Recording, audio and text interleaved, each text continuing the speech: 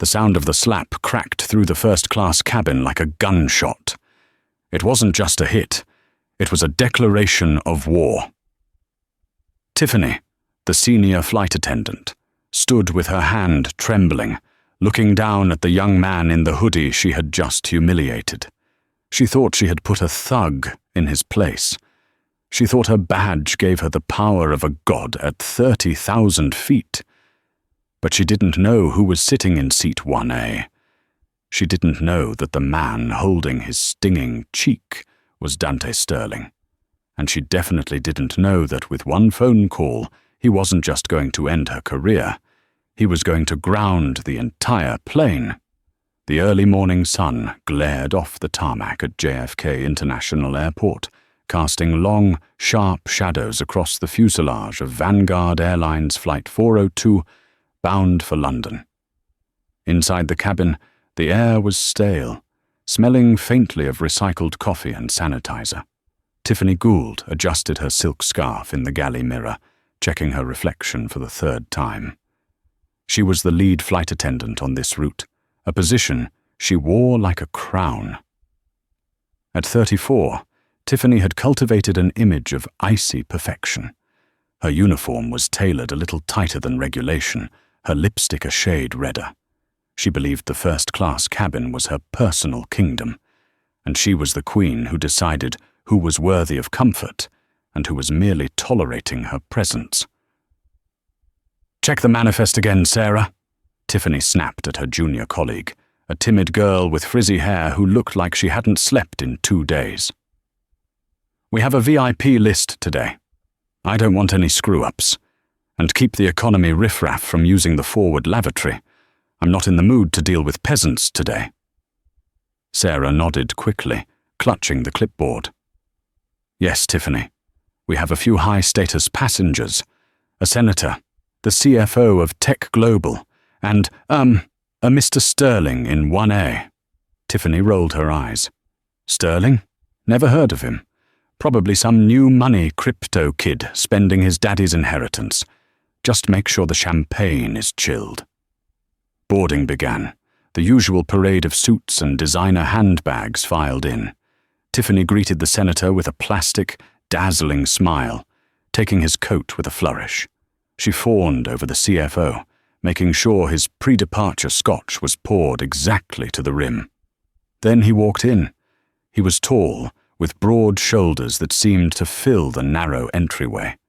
His skin was a deep, rich mahogany, glowing under the cabin lights. But it wasn't his striking features that caught Tiffany's eye. It was his clothes. He wore a faded, charcoal grey oversized hoodie, distressed jeans that looked like they had seen better days, and a pair of beat-up sneakers. He had a pair of large headphones around his neck and carried a battered leather duffel bag. He stopped at the entrance of first class, glancing at his boarding pass. Tiffany stepped directly in his path, her smile vanishing instantly. She crossed her arms, her manicured nails digging into her biceps. "Excuse me," she said, her voice dripping with condescension. "Economy boarding is through the second door, past the galley. You need to keep moving. You're holding up the line." The young man looked up, his eyes calm and honey brown. He didn't flinch at her tone. "I know. I'm in seat 1A. Tiffany let out a short, sharp laugh, loud enough for the senator in 2B to look up over his newspaper. 1A? Honey, 1A is a $3,000 seat. I think you're confused. Let me see your ticket." She snatched the phone from his hand before he could offer it. She stared at the screen, hoping to find a forgery, a mistake, anything. The screen clearly read, Dante Sterling. Seat 1A, first class. Status, Emerald Elite. Tiffany's jaw tightened. A glitch. It had to be a system error. Or maybe he used stolen miles. She thrust the phone back at him, almost dropping it. "Fine," she hissed, leaning in so only he could hear. "But I've got my eye on you. Don't think because you scammed a ticket you get to act like you own the place. Sit down, shut up, and don't disturb the real passengers." Dante Sterling didn't argue. He didn't raise his voice. He just looked at her for a second too long, a strange, unreadable expression on his face, like a scientist observing a particularly fascinating insect. "Understood," Dante said softly. He moved past her, his shoulder brushing the edge of the galley wall. As he settled into the plush leather seat of 1A, he pulled a book out of his bag. It wasn't a magazine or a tablet. It was a hardcover copy of The Art of War. Tiffany watched him from the galley, fuming. She hated him instantly. She hated his calmness. She hated that he didn't cower. In her mind, the first-class cabin was a sanctuary for the elite, and his presence was a stain on her perfect flight. She decided then and there that she would make the next 7 hours of his life a living hell. "Sarah," Tiffany whispered, grabbing the junior attendant's arm. "No pre-departure drink for 1A. If he asks, tell him we're out of stock until we hit cruising altitude. Let's see how long he lasts." The flight took off smoothly, climbing through the cloud layer over the Atlantic. The seatbelt sign pinged off.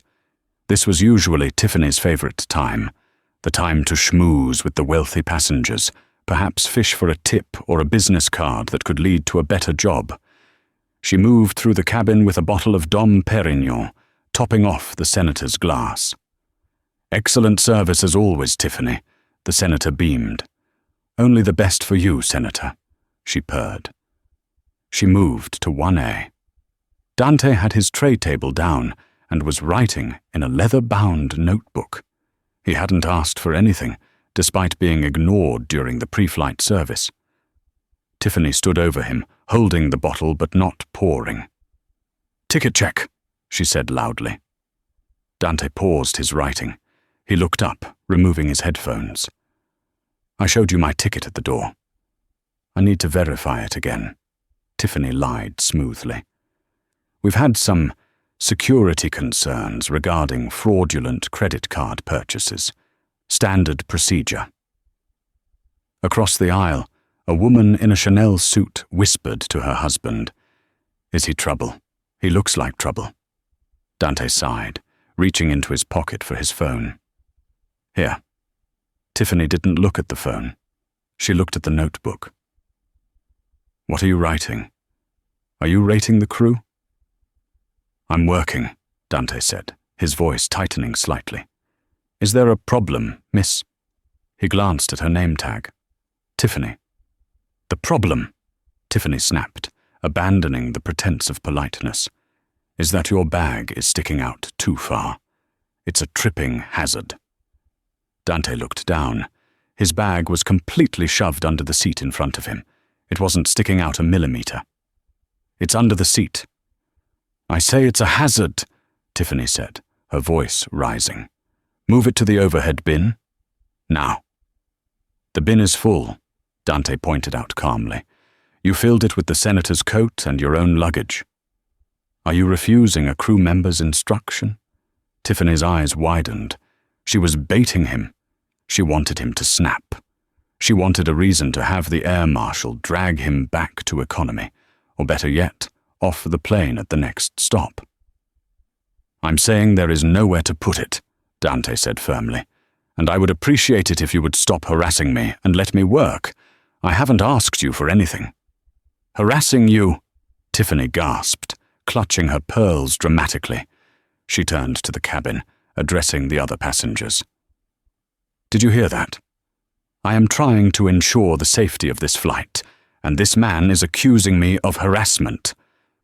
The senator cleared his throat. "Young man, just do as she says. Don't cause a scene." Dante closed his notebook. The air around him seemed to change. The casual vibe evaporated, replaced by a cold, sharp authority. He stood up. He was significantly taller than Tiffany, and for the first time, she felt a flicker of intimidation. "I need to speak to the purser," Dante said. "Or the captain?" "I am the lead flight attendant," Tiffany spat, stepping into his personal space. "You deal with me. Now sit down before I have you restrained." I'm not sitting down until I get your employee ID number and a formal apology, Dante said, his voice dropping an octave. You have profiled me since I walked on this plane. You denied me service. And now you are fabricating safety violations. Tiffany's face went red. She wasn't used to pushback. She was used to fear. She saw the other passengers watching. She felt her control slipping. She needed to assert dominance. Instinct took over, a nasty, violent instinct born of years of unchecked entitlement. You listen to me, you little punk, she hissed, pointing a finger in his face. You don't belong here. I don't care who you stole that credit card from. You are garbage. Dante didn't blink. He calmly raised his hand to move her finger away from his face. Do not point at me. It was a gentle motion, defensive, barely a touch, but Tiffany saw her opening. Don't you touch me, she shrieked. And then she swung. Smack! Her open palm connected with Dante's cheek with a sickening, wet slap. The sound echoed in the pressurized silence of the cabin. Dante's head whipped to the side. The entire first-class cabin gasped in unison. Even the senator dropped his glass. Time seemed to freeze. Dante stood there, his cheek rapidly turning red. He slowly turned his head back to face her. There was no anger in his eyes anymore, just a profound, terrifying disappointment. Tiffany stood panting, her hand stinging. For a second, she felt a rush of power. Then she saw the look on his face. Dante didn't yell. He didn't strike back. He simply reached into his pocket, pulled out a sleek, black satellite phone, a device that looked far more expensive than anything else he was wearing, and dialed a number. You can't use phones, Tiffany screamed, her voice cracking. That's a violation. Put it away. Dante ignored her. He held the phone to his ear, his eyes locked on hers. Hello? Charles? Dante said into the phone, his voice calm, deadly, and precise. It's Dante. Code Red. Authorization Alpha 9 Zulu. Yes. I'm on Vanguard 402. No, I'm fine physically. But we have a situation. Yes. Do it. Ground the plane. He hung up. Tiffany laughed nervously. Ground the plane? Who do you think you are? You think calling your boyfriend is going to stop a Boeing 777? Dante sat back down, buckled his seatbelt, and opened his book again. I suggest you strap in, Tiffany, Dante said without looking up. We're going to be descending very shortly. Tiffany opened her mouth to mock him again. But before she could speak, the cabin lights flickered. The plane banked sharply to the left. The engines roared as the thrust changed. The PA system crackled to life. It was the captain, and his voice was shaking. Ladies and gentlemen, this is Captain Miller speaking. We have received an emergency order from Air Traffic Control and Vanguard Corporate Command. We are being ordered to divert immediately to Boston Logan International. Please return to your seats and fasten your seatbelts. Flight attendants, prepare for immediate landing. Tiffany's face went pale. She looked at the intercom speaker, then back at Dante. Dante turned a page in his book. Like I said, he murmured. Strap in. The cabin of Flight 402 was no longer a sanctuary of luxury. It was a pressure cooker of confusion and rising panic. The sudden bank of the aircraft had spilled drinks and rattled nerves. The drone of the engines changed pitch, a deep, guttural roar as the air brakes deployed, slowing the massive bird down far earlier than scheduled. Tiffany Gould gripped the counter in the galley, her knuckles white. Her heart hammered against her ribs, but not from fear of the landing, from the adrenaline of the confrontation. She stared through the curtain gap at seat 1A. Dante Sterling sat motionless, his seatbelt fastened, his eyes scanning the pages of his book as if he were sitting in a library, not on a plane making an emergency diversion. He did something, Tiffany whispered, her voice trembling with a mix of rage and validation. She turned to Sarah, who was cowering near the coffee maker, looking pale. Did you see that? He made a call and the plane turned. He's a hacker or a terrorist. I knew it. I knew he didn't belong here." Sarah swallowed hard, clutching a safety card. "Tiffany, maybe we should just leave him alone. The captain said it was corporate command." "Exactly!" Tiffany snapped, her eyes wild. "He probably hacked the corporate frequency. That phone, it wasn't a normal iPhone. It was military grade. Sarah, we are heroes. We identified a threat. When we land, the feds are going to swarm this plane, and they are going to thank me." She pulled a fresh incident report form from the metal drawer and uncapped her pen. She began to write furiously, her handwriting jagged. Subject in 1A, disruptive behavior, refused crew instructions, verbal assault, physical intimidation, suspected interference with flight avionics. She paused, then added, "Subject reached for crew member, necessitating defensive maneuvering." She looked at the lie written in blue ink. It was her insurance policy. If she claimed self-defense, the slap wasn't assault, it was bravery. She was protecting the flight deck. She was protecting the passengers. She convinced herself of this narrative with terrifying speed. In Tiffany's world, she was never the villain. She was the guardian of standards. Over the intercom, Captain Miller's voice returned, tighter this time. "Cabin crew, prepare for immediate arrival. We have been cleared for a priority landing on runway 4 right. We will not be going to a gate. Stairs will be brought to the aircraft on the tarmac. Please ensure all passengers remain seated until authorities board." "Authorities," Tiffany breathed, a smirk curling her lips. She smoothed her skirt, checking her reflection in the metal coffee pot. "Got you." She marched out into the aisle, ignoring the seatbelt sign. She needed to control the narrative before the doors opened. She leaned over to Senator Holloway in 2B. "Senator," she whispered conspiratorially, "I am so sorry for this diversion. The individual in 1A has made threats against the aircraft. The police are meeting us to remove him. Please, for your safety, do not make eye contact with him." The senator, a man who had made a career out of avoiding conflict, looked from Tiffany to Dante. Dante hadn't moved. He didn't look like a threat. He looked bored, but the senator nodded slowly. "Understood. Good work, Tiffany." Tiffany felt a surge of triumph. She walked past 1A, deliberately bumping Dante's shoulder with her hip. "Enjoy your book while you can," she hissed. "Gitmo doesn't have a library." Dante didn't look up. He simply turned another page.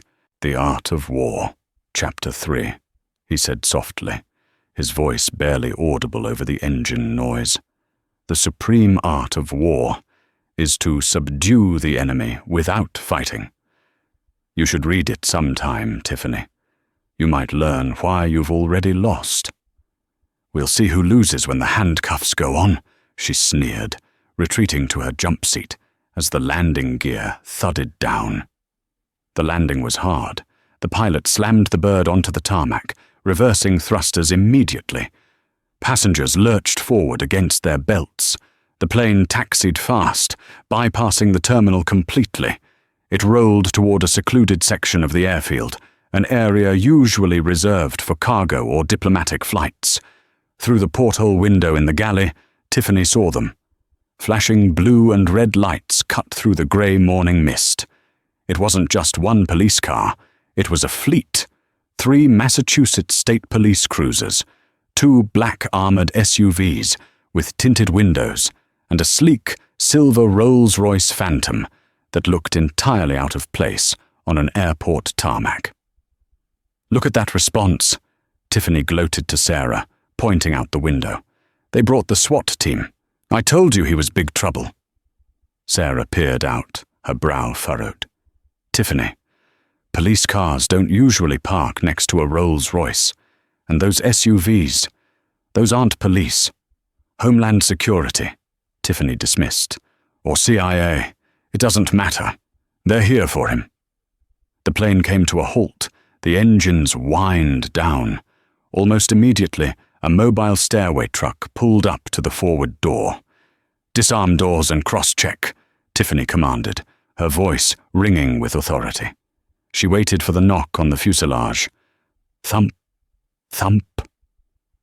Tiffany took a deep breath, put on her most professional, victim hero face, and rotated the handle. She pushed the heavy door open. The cold Boston air rushed in, smelling of jet fuel and ozone. At the bottom of the stairs, a group of men stood waiting. 2 uniformed state troopers stood at attention, but they weren't the ones in charge. In front of them stood 4 men in immaculate black suits, wearing earpieces, and in front of them stood a man who looked like he had stepped out of a magazine cover for Most Dangerous Lawyers in America. He was older, perhaps 60, with silver hair slicked back and a pinstripe suit that cost more than Tiffany's annual salary. He held a briefcase in one hand and checked a gold pocket watch with the other. Tiffany stepped onto the platform at the top of the stairs, blocking the way. She raised her hand, signaling them to stop. "Officers," she called out, projecting her voice so the first-class cabin could hear. "The suspect is in seat 1A. He is violent and refuses to follow instructions. I have confiscated his weapon. His phone. I was forced to subdue him physically for the safety of the flight." She waited for them to rush up the stairs, guns drawn, to drag the thug away. But nobody moved. The silver-haired man at the bottom of the stairs looked up at her. He adjusted his glasses, squinting slightly. He didn't look concerned about a terrorist. He looked annoyed. "Who are you?"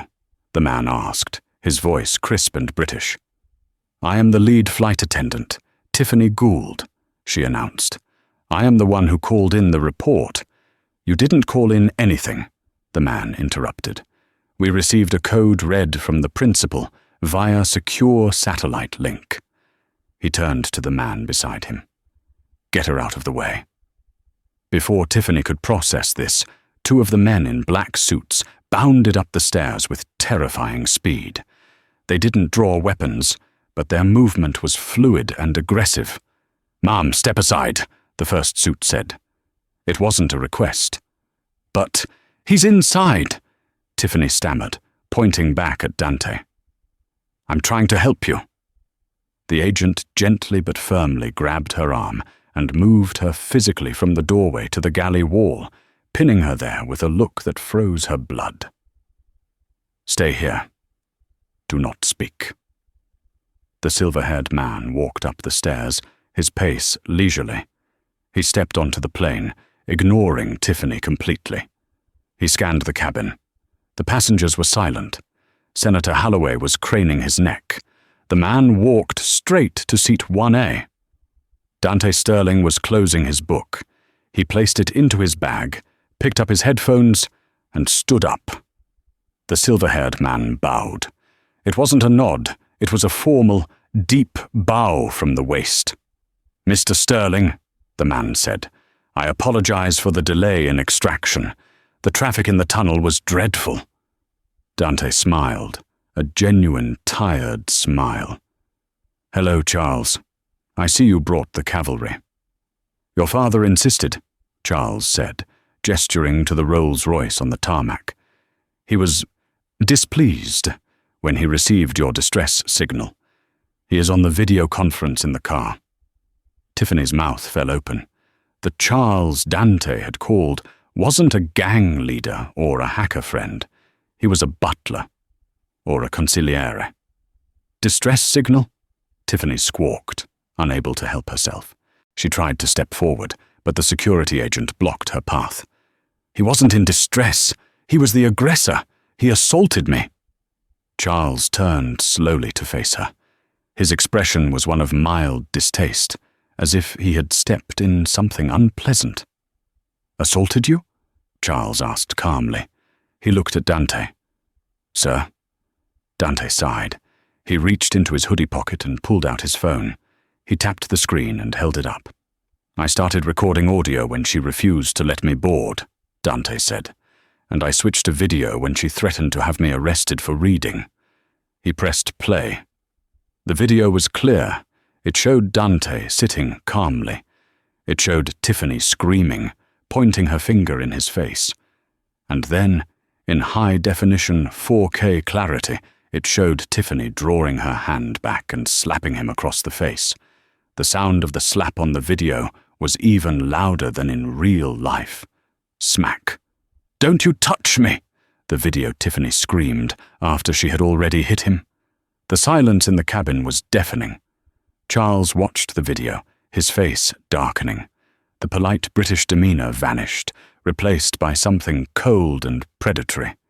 He looked at the red handprint that was still faintly visible on Dante's cheek. "I see," Charles said softly. "Battery. Unprovoked assault. False imprisonment. Defamation." He turned to the state troopers who had just reached the top of the stairs. "Officers, I believe you have probable cause to make an arrest. The evidence is right here." Tiffany smirked nervously. "Exactly. Arrest him." The state trooper looked at the video on the phone, then looked at Tiffany. He reached for his belt. "Ma'am," the trooper said, walking toward Tiffany. "Turn around and place your hands behind your back." Tiffany froze. "What? No. Him. Arrest him. Do you know who I am?" "You are under arrest for assault and battery," the trooper said, spinning her around and clicking the handcuffs onto her wrists. The metal felt cold and tight, biting into her skin. "This is a mistake," Tiffany shrieked, struggling as they marched her toward the door. "He's nobody. He's just some kid in a hoodie. I'm the victim. Senator, tell them."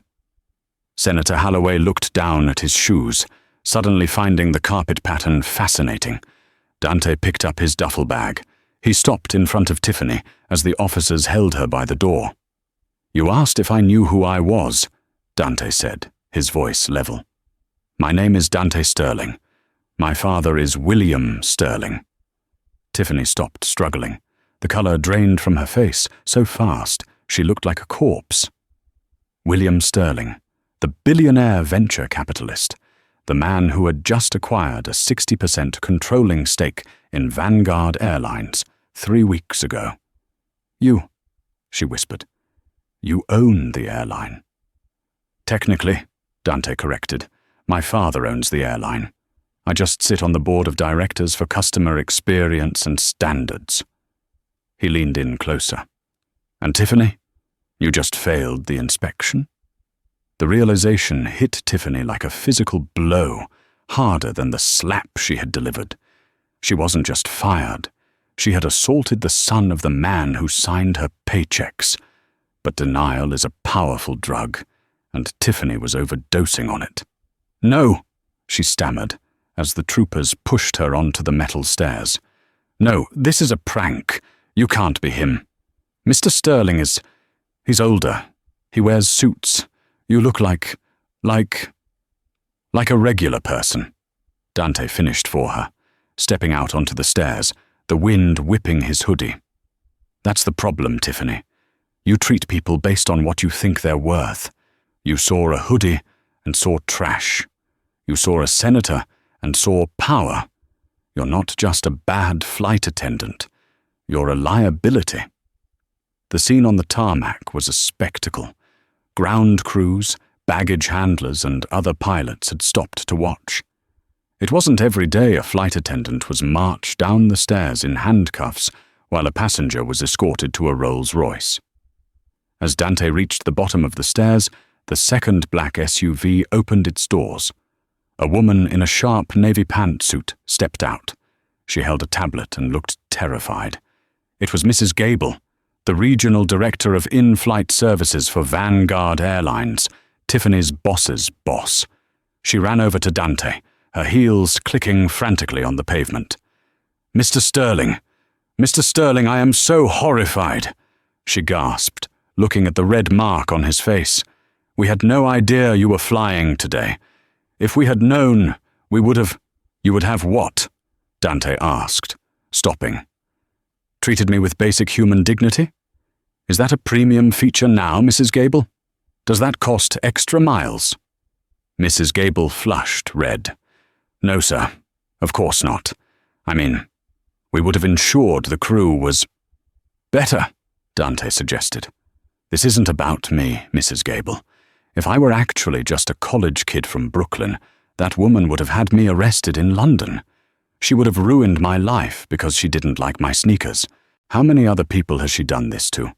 How many complaints have you ignored because she manages the VIPs well? Mrs. Gable looked at Tiffany, who was being shoved into the back of a state police cruiser. I will pull her file immediately, sir. Do that, Dante said. And while you're at it, ground this plane. Mrs. Gable blinked. Sir? The plane? But there are other passengers. The senator. The plane is a crime scene, Charles interjected smoothly. We need to preserve the evidence. The cockpit voice recorder, the cabin surveillance logs, and witness statements from every passenger. Mr. Sterling intends to press full charges, civil and criminal. Charles opened the back door of the Rolls-Royce. Inside, the interior was cream leather. A large screen was mounted on the back of the front seat, showing the face of an older man with the same eyes as Dante, but with a jaw set in granite. William Sterling. "Get in, son!" The voice from the screen boomed. It was amplified, echoing slightly on the tarmac. Dante tossed his bag onto the floorboard.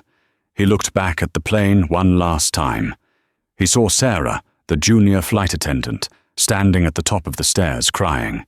Dante paused. Charles. Yes, sir? The other flight attendant. Sarah. She tried to stop it. She was scared. Charles made a note on a small pad. I will see to it that she is not swept up in the termination. Perhaps a transfer to the Royal Class Fleet. And a raise, Dante added. She has to deal with Tiffany. She deserves hazard pay. Dante slid into the car. Charles closed the door with a solid thump, shutting out the noise of the airport. As the Rolls-Royce began to pull away, flanked by the black security SUVs, Tiffany watched from the window of the police cruiser. She banged on the glass. "He's lying! He's lying!" She screamed, her breath fogging the window. "I'm the victim! I'm the victim!" But nobody was listening. The trooper in the front seat simply turned up the radio. Inside the Rolls-Royce, the silence was heavy. Dante put on a headset to speak to his father on the screen. "Are you hurt?" William Sterling asked, his voice low and dangerous. "Just a sting. Ego hurts more," Dante admitted. "I tried to handle it quietly, Dad. I really did. I just wanted to read my book." "I know," William said. "But you exposed a rot in the company. I just got off the phone with the board. They are panicking. Vanguard stock dropped 2% just on the rumor of a diversion. When the video of a staff member slapping a passenger comes out, it's going to be a bloodbath." "I don't want to destroy the airline, Dad," Dante said, watching the Boston skyline pass by. "I just want her gone, and I want the culture fixed." "Oh, she's gone," William said dryly. "But that's not enough. You know the rule, Dante. If someone strikes a Sterling, we don't just hit back. We dismantle the ground they stand on." Charles turned from the front passenger seat. "Sir, we have a situation regarding the video. Several passengers recorded the incident on their phones as well. It's already hitting social media. Flight attendant slap is trending on Twitter." Dante pulled out his phone. He opened the app. There it was, a shaky video from row 2. It showed Tiffany screaming, "You are garbage!" and then the slap. The caption read, "WTF? Vanguard Airlines flight attendant just assaulted a kid in first class. Boycott Vanguard." Crazy Karen. It had 50,000 views and was climbing by the second. "Good," Dante said, leaning back. "Let it burn." "There is one other thing," Charles said, looking at his tablet. "The legal team for the airline, your father's employees, are technically required to defend the employee until gross misconduct is proven. But Tiffany has apparently already called a lawyer, a man named Saul Goodman type, a strip mall injury lawyer. She's going to sue us. Dante laughed. It was a cold, sharp sound. She's going to sue us? For what? Emotional distress, wrongful termination. She claims you provoked her with threatening behavior and that she has witnesses. She has the senator, Dante realized. Senator Holloway. She spent the whole flight buttering him up. If he testifies that I was aggressive, Senator Holloway is up for re-election in 3 months. William's voice crackled from the screen. He needs donor money. He won't side with a flight attendant over the sterlings. Don't be so sure, Dante said. He looked pretty annoyed that his flight was grounded, and Tiffany told him I was a terrorist. If he goes on CNN and says I caused a security threat to cover his own confusion, the narrative gets messy. Charles tapped the divider. Sir, we are approaching the Sterling Boston headquarters. We have a war room set up. Dante looked at his reflection in the darkened window. The red handprint was fading, but the anger was settling into something colder, more calculated. Charles, Dante said, find out everything about Tiffany Gould, high school grades, previous employers, parking tickets, deleted tweets, everything. If she wants to play the victim, I want to know exactly who the villain is. Already begun, sir, Charles replied. But you should know, she's not backing down. She just posted a selfie from the back of the police car. Dante checked his phone again. There, on Tiffany's Instagram story, was a picture of her tear-stained face, handcuffed hands held up. The caption, attacked by a violent passenger. Police arresting me because he's rich. The 1% think they can own us. I won't be silenced. Justice for Tiffany. She's playing the class war card, Dante muttered. Smart. She knows people hate billionaires. She picked the wrong billionaire, William said. Charles, Dante said, get the legal team ready, and get the PR team. I'm not just going to sue her. I'm going to make sure the whole world sees the unedited tape. We're going to live stream the truth. The car pulled into the underground garage of a glass skyscraper. The doors opened, and Dante stepped out, not as the boy in the hoodie, but as the heir to an empire preparing for battle. The slap was just the opening shot. The war had just begun. 48 hours later, the world was on fire. Tiffany Gould sat in the makeup chair of The Morning View, the country's most popular daytime talk show. She looked nothing like the polished tyrant of Flight 402. Today, she was dressed in a soft, pastel cardigan that was slightly too big for her, making her look fragile. Her hair was down, loose, and modest. She wasn't wearing her signature red lipstick. Instead, she wore a pale gloss that made her look innocent, almost childlike. Beside her sat her lawyer, Barry the Bulldog Higgins, a man whose billboards littered the highways of New Jersey, promising cash for your crash. He wore a suit that was too shiny and smelled faintly of desperation and Old Spice. I was just doing my job, Tiffany said to the camera, wiping away a rehearsed tear. He was acting erratic. He was writing in a book about war. He refused to follow safety protocols. When I tried to gently guide him, he got in my face. I felt threatened. As a woman, alone in that cabin, I reacted. And now I'm being sued by the richest family in America just for protecting myself. The host, a sympathetic woman named Linda, nodded gravely. And you were arrested, Tiffany. Handcuffed like a criminal. Thrown in a cell, Tiffany sobbed, while he drove away in a Rolls-Royce. It's not right. Just because his daddy owns the airline doesn't mean he owns me. The audience applauded. Twitter was exploding. The hashtag #Justice for Tiffany was trending higher than the President's State of the Union address. A GoFundMe for her legal defense had already raised $50,000. High above the city, in the penthouse boardroom of Sterling Enterprises, Dante watched the broadcast on a massive wall of screens. The room was dark, lit only by the blue glow of data streams. "She's good," Dante admitted, spinning a pen in his fingers. "I almost believe her. She is utilizing a classic David versus Goliath strategy," Charles said from the head of the table. "She is banking on the public's inherent distrust of wealth. She knows the video shows the slap, but she is contextualizing it as self-defense against an aggressive male." William Sterling sat at the end of the table, his face like a thundercloud. "She's slandering the family name. She's dragging Vanguard's stock price into the gutter. We need to end this, Dante. Now."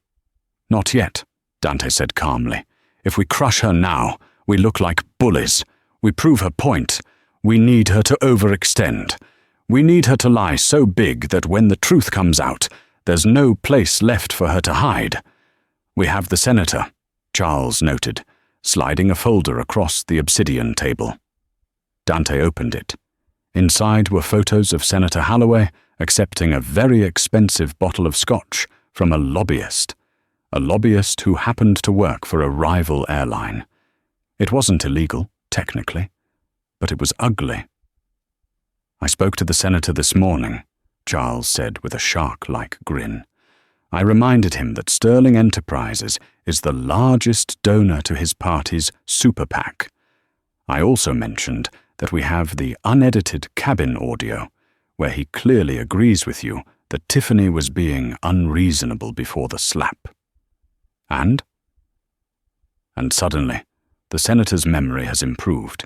He is willing to issue a statement clarifying that you were, in fact, reading quietly. "Hold him," Dante said. "Don't release the statement yet. Let Tiffany dig the hole deeper." "What about her background? You said you found something." Charles tapped his tablet, and a new image appeared on the main screen.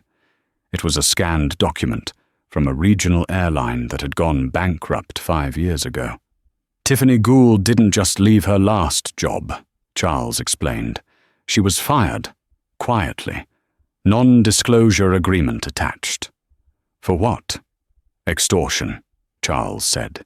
"She accused a pilot of harassment after he refused to date her. She threatened to go public unless they paid her a settlement. The airline paid her $50,000 to go away because they couldn't afford the scandal."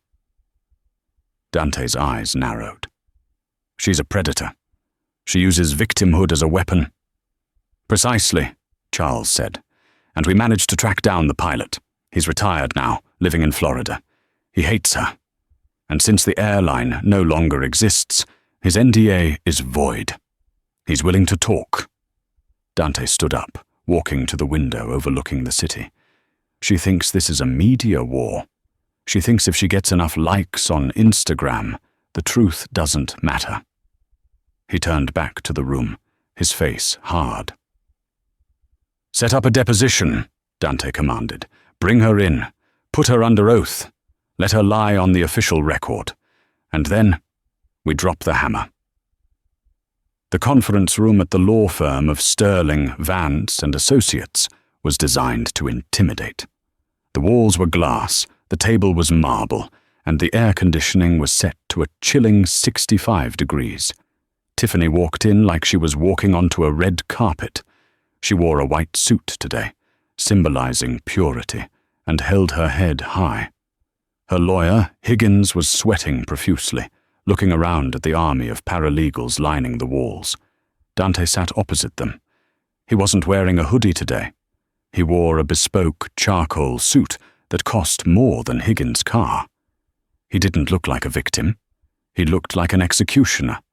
"This is a waste of time," Tiffany scoffed, throwing her purse on the table.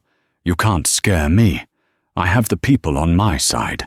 Just cut me a check for $5 million, and I'll sign your little NDA. $5 million, Dante repeated, his voice devoid of emotion.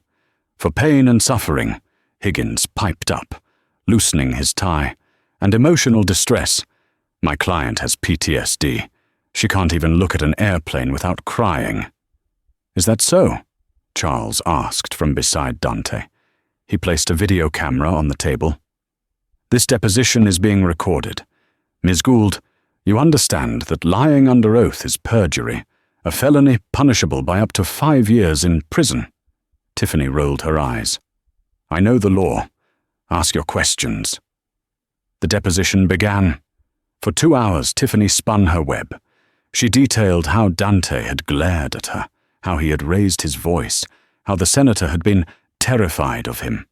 She claimed she had never had a complaint against her in 10 years of flying. She claimed she was a model employee. I am a professional, she declared, looking straight into the camera. I treat everyone with respect. I have never used my position to intimidate anyone. I have never lied for financial gain. Dante glanced at Charles. It was time. Ms. Gould, Dante said, sliding a piece of paper across the table. Do you recognize this man? Tiffany looked at the photo. Her face twitched. It was the pilot from her old airline. I might have flown with him. I don't remember. His name is Captain Rogers, Dante said. He submitted a sworn affidavit this morning. He details how you fabricated a harassment claim against him because he rejected your advances. He says you told him, quote, I can ruin you with one word. Who are they going to believe, a crying woman or an arrogant pilot? Tiffany's face went pale. That's a lie. He's a liar. Is he? Dante slid another document. This is the settlement agreement you signed. You took $50,000. You admitted no wrongdoing, but the airline's internal report, which we acquired, states you were caught on the cockpit voice recorder, admitting it was a setup. Higgins, her lawyer, stopped sweating and went very still. He looked at his client. Tiffany, you didn't tell me about this. It's irrelevant, Tiffany shrieked. That was years ago. It has nothing to do with you assaulting me. I didn't assault you, Dante said quietly, and neither did the passenger on Flight 802 last year, or the gate agent in Miami 3 months ago. He dropped a thick stack of files on the table with a heavy thud. These are complaints, Tiffany. Dozens of them. Passengers you screamed at. Staff you bullied. People you moved out of first class so your friends could have upgrades. You've been running that cabin like a personal fiefdom for years. Tiffany stood up, her hands shaking. This is a witch hunt. You hacked my files. I'm leaving.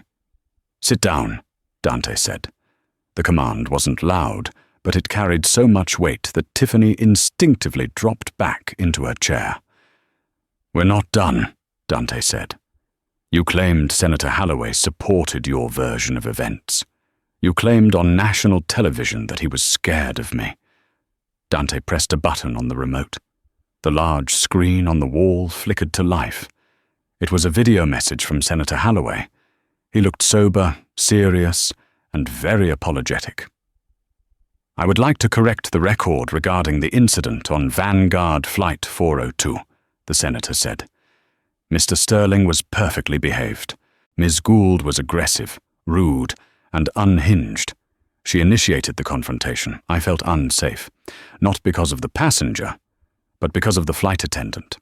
I fully support the prosecution of Ms. Gould. The video ended. The silence in the room was absolute. Tiffany looked around, her eyes wide and frantic. Her narrative was crumbling. The people weren't here to save her. You bribed him, she hissed.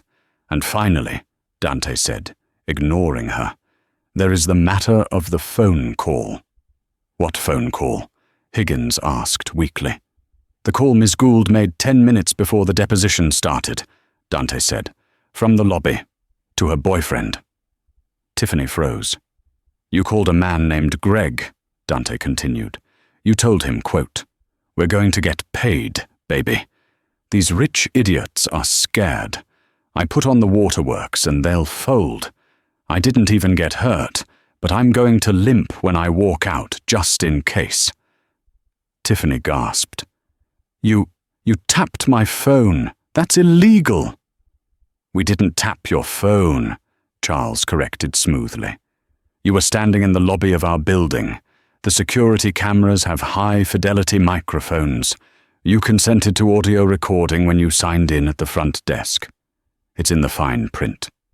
Right here." Charles pointed to the visitor badge sticker, peeling off Tiffany's lapel. Dante leaned forward, locking eyes with her. "You committed perjury, Tiffany. You committed fraud. You filed a false police report. And you tried to destroy my reputation to make a quick buck." Dante stood up and buttoned his jacket. "I'm not paying you $5 million. I'm not paying you $5. But I am going to release all of this, the pilot's affidavit, the senator's confession, and the lobby tape, to the press in exactly—" He checked his watch. 5 minutes. Tiffany slumped in her chair. The David mask fell away, revealing the petty, frightened bully underneath. "Please," she whispered. "Please don't, it will ruin me." "You ruined yourself," Dante said, walking toward the door. "You slapped the face of the one person who could afford to hit back. You wanted to be famous, Tiffany? Congratulations. You're about to be the most famous liar in America." He opened the door. 2 police officers were waiting in the hallway.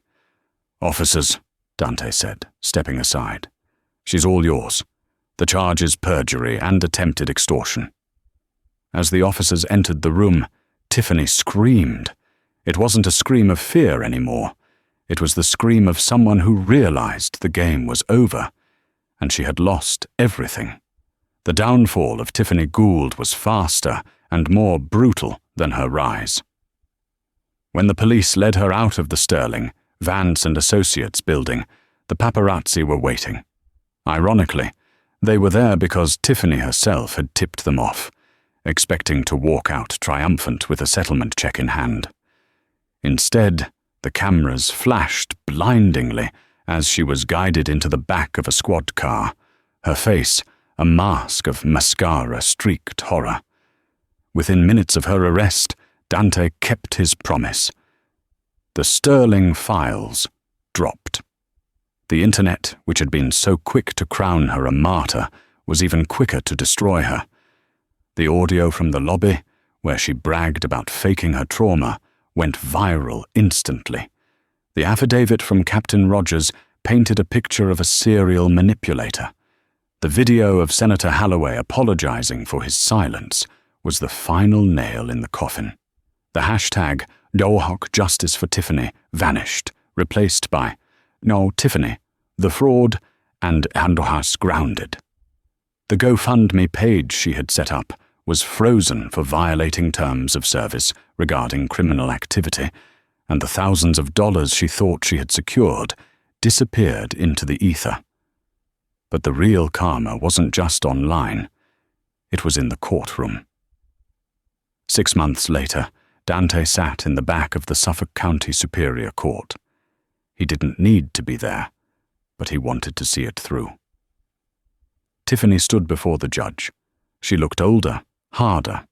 The soft cardigans were gone, replaced by a cheap, ill-fitting orange jumpsuit. Her lawyer, Higgins, had dropped her the moment the check bounced, leaving her with a weary public defender who looked like he wanted to be anywhere else. "Miss Gould," the judge said, peering over his spectacles, "you have pleaded guilty to perjury, filing a false police report, and attempted extortion. Your actions cost an airline millions, wasted police resources, and attempted to ruin the reputation of an innocent man." Tiffany looked back at the gallery. She saw Dante. For a second, her eyes pleaded with him. "Help me. You have so much. You can spare me." Dante met her gaze with zero sympathy. He gave her a small, almost imperceptible nod. a goodbye. I sentence you to 18 months in state prison, the judge declared, the gavel banging down like a gunshot, followed by 3 years of probation, and you are hereby placed on the federal no-fly list. You will never set foot on an aircraft in the United States again. Tiffany slumped against the table, sobbing. The one place where she had felt powerful, the sky, was now forbidden to her forever. A year later, the scene at Vanguard Airlines had changed completely. The culture of entitlement was gone. In the first-class cabin of a flight to Tokyo, Sarah, the timid junior attendant who had tried to warn Tiffany, was now the in-flight service director. She wore a new uniform, one she had helped design, and walked with a confidence she had never possessed before. She stopped at seat 1A. "Mr. Sterling?" Sarah smiled warmly. "Champagne?" Dante looked up from his book. He smiled back. "Water is fine, Sarah. How is the new training program going?" "It's wonderful," she said. "We treat everyone with respect now. No more trash in hoodies." Dante nodded. "Good. My father is very pleased with your quarterly reports. You're running a tight ship." "Thank you, sir." Meanwhile, 3,000 miles away, on the outskirts of Newark, New Jersey, the rain was pouring down on a grimy roadside diner called Big Al's Truck Stop. The fluorescent lights buzzed overhead. The smell of grease was overwhelming. "Hey, waitress!" a burly trucker shouted from booth 4, slamming his coffee mug down. "This coffee is cold, and where's my pie? I've been waiting 10 minutes. A woman in a stained pink uniform hurried over. Her hair was frizzy, her face lined with exhaustion. She kept her head down, trying to avoid eye contact. "I'm sorry, sir," Tiffany Gould mumbled, reaching for the coffee pot. "I'll get a fresh pot right away." "You better," the trucker sneered. "Or I'm talking to your manager. You're useless." Tiffany flinched. The words echoed in her mind. Useless. Garbage. It was exactly what she had called Dante. She hurried back to the kitchen, her feet aching in cheap shoes. As she scraped leftovers into a trash can, she glanced up at the small television mounted in the corner. It was a news report. Billionaire philanthropist Dante Sterling announces a new scholarship fund for underprivileged youth in aviation aimed at diversifying the skies. On the screen, Dante looked handsome, powerful, and kind. He was soaring. Tiffany looked down at the half-eaten burger in the trash. She was grounded, and she knew, with a bitter certainty that would last the rest of her life, that she had no one to blame but herself. That is the story of how one moment of arrogance can destroy a life, and how true power doesn't need to scream to be heard. Tiffany learned the hard way that you should never judge a book by its cover, especially when that book is The Art of War, and the reader is the owner of the airline. If you enjoyed this story of instant karma and high-flying justice, please smash that like button. It really helps the channel grow. Don't forget to subscribe and hit the notification bell so you never miss a new story. We drop new dramas every week. Share this video with a friend who hates rude people. Let's spread the karma. Thanks for watching, and see you in the next one.